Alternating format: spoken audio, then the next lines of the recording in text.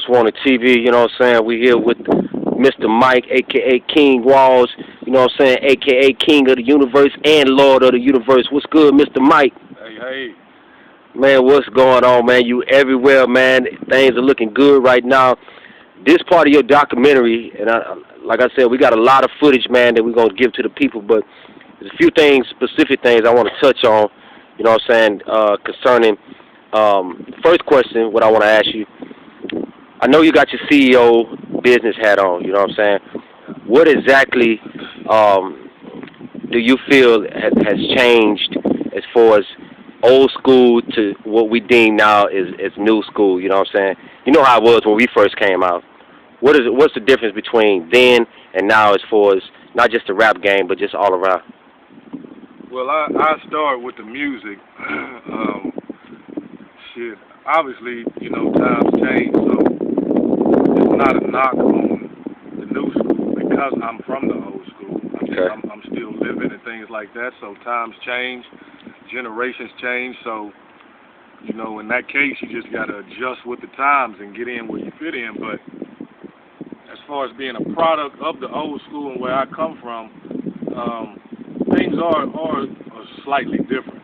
Okay. The music back then, and particularly the R&B music, growing up, was more about love. And, yeah, man. It was more consistent with trying to keep families together and trying to beat the challenges of life.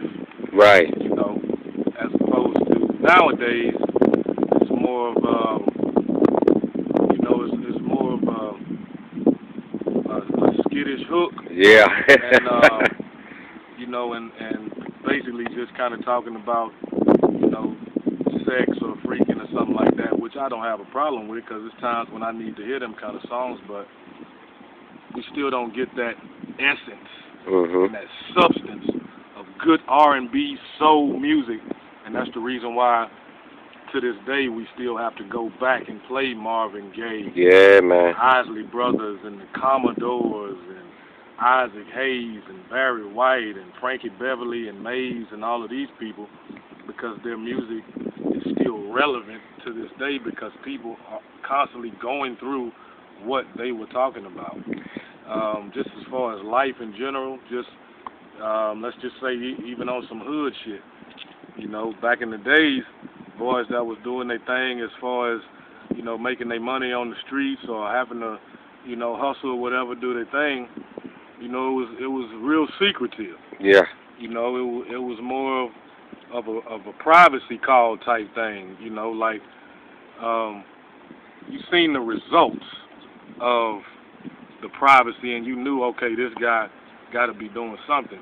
Yeah. But as opposed to nowadays where you got the car roll up and motherfuckers running up to the car and shit. Shit for real. Asking them what they want and all this kind of shit. That's like something that we didn't really do, and it was understood between the customers and the clientele how this whole thing works. So nowadays I think it's more just, a lack of knowledge of the game. Right. And just with the youngsters, just a lack of knowledge of how can I do this different and survive, still make a living, do it different, and take as less risk as I can without getting caught up with the laws and stuff like that. So, and there's ways to do it. I would suggest you get with an OG and just, kind of sit, absorb, and suck up some game. It's funny you said that because one of my favorite songs, from the Wicked Ways project, Where Your Love At. I mean, the whole CD itself is a classic, bottom line, you know what I'm saying? But I have my favorites, and, I hear you talking about the game right now. Even in Where Your Love At, you talk about, how the game has changed and, how rookies, I forget what my favorite, looky, yeah, then rookies get took for the cookie. So, I mean, you're not just an artist, man, that just out here just spitting street shit. You spit reality, methods to teach our youngsters, you know what I'm saying? And a lot of artists have gotten away with that. You know what I'm saying? It's just strictly dancing. So why have you been successful in the way that you stuck with the same format and been successful Well, with it? I mean, it's my success is a lot of it really um, depends on the person that wants the teaching and the leading that I'm giving.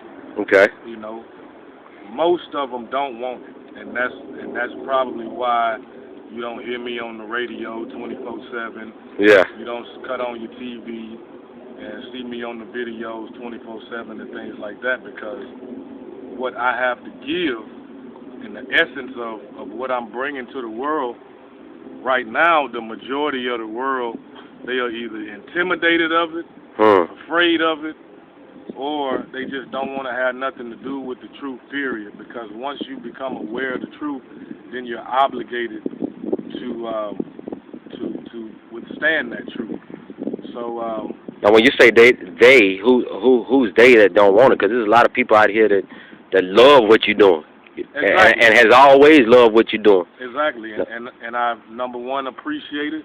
I love y'all for that, and I'm gonna keep giving it to y'all. Y'all keep supporting me, and hopefully together, we can sit in a space or sit in a spot to where the world is aware of what we bringing.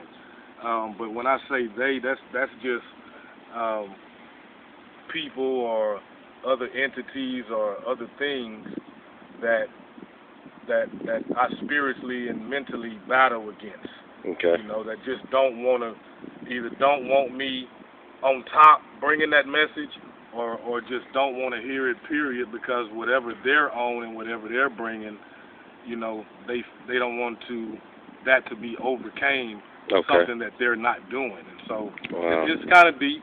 But when you've been out here as long as me, a lot of things come and go, and you learn and you live, and goddamn, that's what it is. Now, we got maybe 1 or 2 minutes left, and I really want to ask this question, and I'm doing this more so for your true diehard listeners. They see the CEO side of you, they see the business side. You know what, I'm just going to say this. I'm going to ask the question for myself. When are we going to see the Mr. Mike, Wicked Ways, South Circle, Mr. Mike did it, Wicked Ways? I'm going to say that again. I repeated that twice. South Circle, man, Mr. Look, Mike. You know what I'm saying? Hey, I get that question all the time, man. I get it all the time, and what I try to explain to people without expanding too much energy, because I know most of them ain't gonna understand the shit no way. That was a different time for me. There was a different energy about that whole scenario and that whole time in my life. And but they say what goes around comes around, and I can tell you this: lately, I've been witnessing and been experiencing some of that same energy. And so, what better than Wicked Ways Part 2? The saga continues. And just between me and you, I'm working on that behind closed doors. And, but I just want to be in a position where the world is prepared for it, because it's going to be some of the most potent, piercing, powerful messages and music and bang and lyrics and more messages and more bang and more lyrics, and just you bobbing your head, you laughing, you crying, you thugging, you pimping, you praying, you hustling, you surviving, all of that shit, man. It's like thug prophecy, bro. Brother, I love doing these interviews. We got maybe about 30 seconds, man. I heard some of the new stuff, man. I already know it's going to go down, man. Just, if you was to give a 20-second commercial, how would it be right now? If you don't know, you better know, because we about to blow. King Micheal, a.k.a. Mr. Mike, a.k.a. the Lord of the Universe. This is the worldwide takeover. Global Money Group, the mind behind the grind. I am back here to shine, and this time I'm going to make all you motherfuckers blind. Thank you, King Micheal. You know what I'm saying? It's already going down. Y'all know what it is. Live and direct, Most Wanted TV, Raw Beast Mode TV. That's where you can check us on YouTube. Church.